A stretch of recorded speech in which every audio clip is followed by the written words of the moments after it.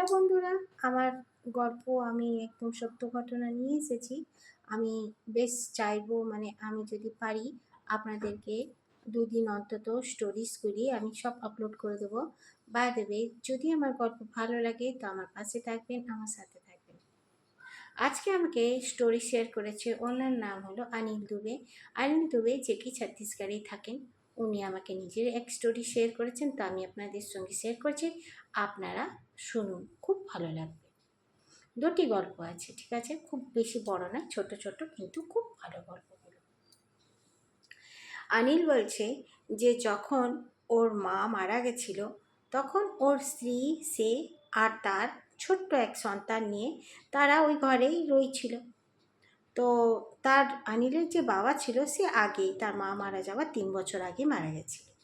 তো তার বাবা মরে যাওয়ার পরে তার মা একটু খামখেয়ালি হয়ে গেছিলো। কিরম করতো তার মা, যে মানে কথা বলতে বলতে রুকে যেত, রুকে গিয়ে সে দেয়ালের দিকে তাকাতে থাকতো। তারপরে বারবার যেন তার বাবার সঙ্গে কথা বলছে, তার মায়ের ভঙ্গি এমনি ছিল। তার এই অবস্থাটা বেশ তার মরা পর্যন্ত থেকেছে, ঠিক আছে? তাকে ডক্টর দেখানো হয়েছে, অনেক কিছু করা হয়েছে, কিন্তু তার ওই যে আদতটা একটা চেঞ্জ হয়েছিল না শেষ পর্যন্ত। কিন্তু সে নিজের কাজ সব কিছু নিজে করতো। এ পর্যন্ত কি রান্না বাড়ি করা, গেস্ট এলে তাদেরকে সদ্ভাব করা, সব কিছু করতো। কিন্তু সন্ধে যেই হবে তার একটা যেন কথাবার্তা, তার অঙ্গি ভঙ্গি বদলে যেত। অনেক লোক বলেছিল যে একটু ঝাড়ফুঁক করা, এ করো সে করাও, সে তারা চেষ্টাও করেছিল, কিন্তু তার মা সবসময় এড়িয়ে যেত। তো ওরা চান্স পায়নি। আর তার মায়ের এমনি কোনো অসুখ বিসুখও হয়েছিল না, হঠাৎ করেই সে মারা গেছিলো হার্ট অ্যাটাক। তো তার মা মারা যাবার পরে তারা তো নিয়ম কানুন সব মানছিল। ওরা তিনজনে ওই ঘরে ছিল।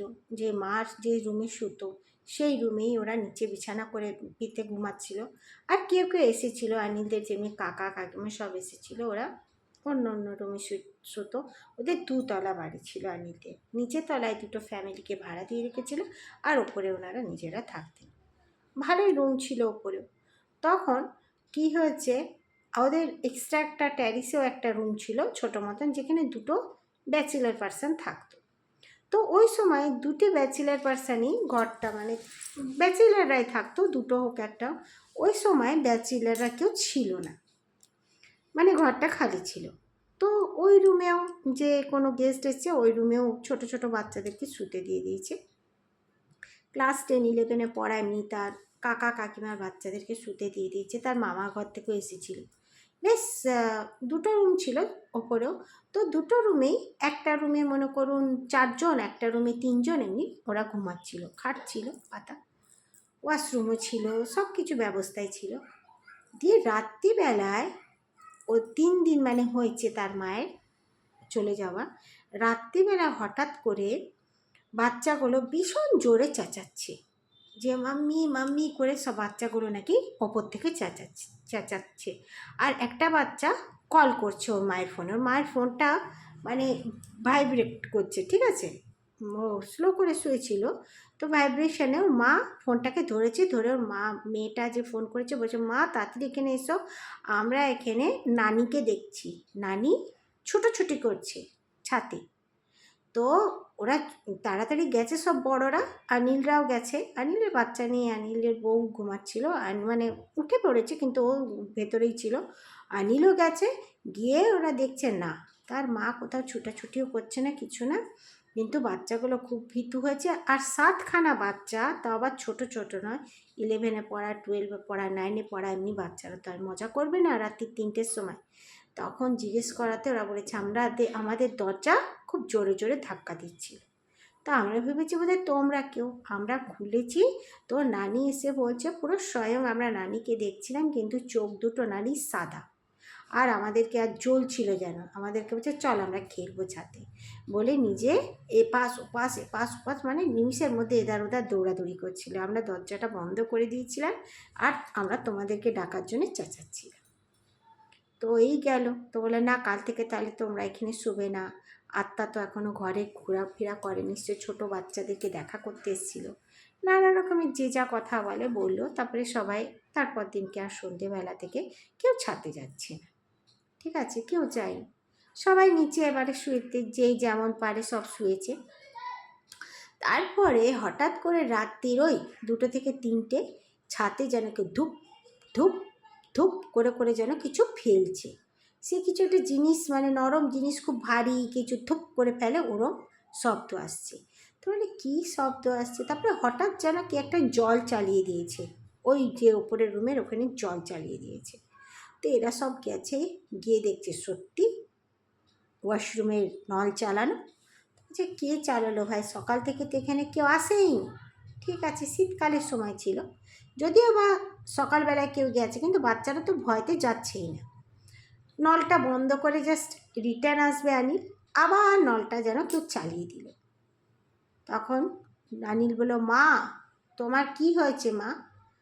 তুমি তো চলে গেছো, তোমাকে তো আর কেউ যেতে বলেনি বা কিছু করেনি, তুমি তো নিজের থেকে গেছো না মা, তো তোমার কিসের রাগ? কি হয়েছে? আমরা তো তোমার কাজকর্ম করছি, মামা বাড়ি থেকেও লোক এসেছে, মামা এসেছে, আর মামার কাকা জ্যাঠা সবাই তো এসেছে, আর তোমাকে তো কেউ কোনো দিন অপমান বা নিরাদর করেনি মা, কার উপরে রাগে এইসব করছো তুমি? এটা যেই বলেছে নাকি সবাই সবাই নাকি ওই নলটা তো বন্ধ করেও বলেছে দুবারা, সবাই নাকি শুনতে পেয়েছে এরকম করে কাঁদছে। তখন এরা তো সবাই ভয়তে হুড়মুড়িয়ে ওই রুম থেকে বেরিয়ে গেছে, বড় বড় মানুষ ছিল তারাও। তখন বলছে বন্ধ করো, এটা বন্ধ করো তাড়াতাড়ি। ওরা গেটটা বন্ধ করে দিয়েছে আর নিচে এসে গেছে। তারপর দিনকে একজন তান্ত্রিককে তার মামা ডেকে নিয়ে এসেছে। মামা বলছে এমনি এমনি, মামা জানতো, ডেকে এনেছে। দিয়ে তান্ত্রিক যে এসেছে ঘরে, সেই ধার ওধার এধার ওধার দেখছে, দেখে বলছে না তো, এটা তো আপনার মায়ের আত্মা তো নয়। ঠিক সিধা এমনি করে বলছে, আপনার মা মারা গেছে, আপনার মা এখানে ঘুরছিল, কিন্তু আপনার মায়ের সাথে যে একটা বাচ্চা মেয়ের আত্মা এসেছে, সেই মেয়ের বয়স হলো 11 বছর বয়স। সেই মেয়েটাই তোমার মায়ের রূপ ধরে এদেরকে ডেকেছিল খেলার জন্যে, আর সেই মেয়েটাই এসব করছে। বলছে কেন, ও কেন করছে? বলছে না, ওই আত্মাটা তোমার, মানে তোমার মা যে কথাবার্তা বলতো, তোমার মা কথাবার্তা বলতো, সব কিছু বলতো, তোমার মা তোমার বাবাকে তোমরা যেখানে পুড়িয়েছিলে, সেইখান থেকে তোমার মা তো ওখানে গিয়ে যেত প্রায়, গিয়ে ওদিকে তোমার মা দেখতে থাকতো, তোমার বাবাকে একা একা বসে থাকতো সন্ধেবেলায় ওই শ্মশান ঘাটে, মানে গিয়ে, মানে পার্ক মতনই ছিল আর কি, ভালোই কোনো বড় হয়ে থাকবে গাছপালা। যে তোমার মা যে যেত তোমার বাবার সঙ্গে কথা বলতো, ওই তোমার মায়ের সঙ্গেও চলে এসেছিল, আর তোমার মায়ের সঙ্গে থাকতো, এক প্রকারে তোমার মায়ের সঙ্গেও থাকতো, তাই তোমার মা সন্ধ্যের পরে এমনি এমনি করতো। তো তার তোমার মাকে তো কোনোদিন কেউ মাদুলি দেয়নি কিছু। বলছে হ্যাঁ, বাবা চলে যাওয়ার পরে মা পুজো পাশাও করতো না, মা কিচ্ছু করতো না, মা নিজের রুমে বসে থাকতো, সকাল থেকে সন্ধে অবধি মা ঠিক থাকতো, সন্ধ্যের পরেই মায়ের অন্য রকম হয়ে যেত। বলছি না, বাচ্চা মানে অ্যাক্টিভিটি চেঞ্জ হয়ে যেত নাকি ওর মায়ের।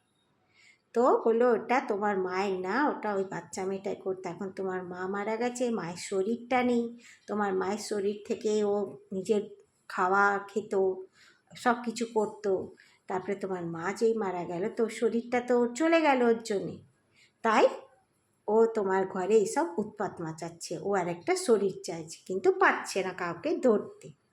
আর তোমার মা যে আছে, তোমার মা এখানে সুআত্মা হয়েই আছে বেশি করে, তাই ও কাউকে কিছু করতে পারছে না। তো বলছে এবার তাহলে কী করা যায়?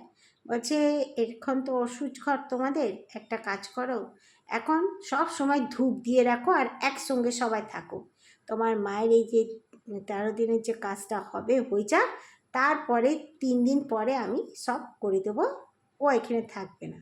তখন সবাইকে কি করেছে, কিছু কিছু জিনিস দিয়ে গেছে, যে এই জলটা খাবে চান করার সময় সবাইকে, যে এই জলটা নিয়ে চান করবে আর মাথার কাছে কিছু রেখে শুবে, সব বললো। বলে তারপরে যে তোমার মায়ের কাজ হবে, জলে ওই নদীতে সব চান করতে যাবে, সব এই জিনিসগুলো তোমরা যেন ভাসিয়ে দিও, এগুলো কিন্তু আর কাজের নয়, এগুলো বাস এখন আপাতত তোমাদেরকে রক্ষার জন্য।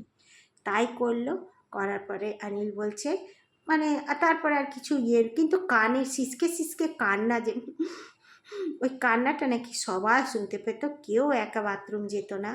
তারপরে একবার তো একটা মেয়ে নাকি বাচ্চাটাকে দরজার কাছে দাঁড়ানো দেখেছিল, একটা বাচ্চা মেয়ে, চুল খোলা সাদা জামা পরে নাকি একটা বাচ্চা মেয়ে দাঁড়ানো ছিল। সে চিৎকার করে উঠে সাথে সে মিলিয়ে গেছে হাওয়াতে। তারপরে যেমনি করে তান্ত্রিক বলার ওরা পড়লো, আর তান্ত্রিক এসে কাজকর্ম করে দিল 15 দিনের মাথায়, 16 দিনের মাথায়। তারপরে সব ঠিকঠাক হয়ে গেছে।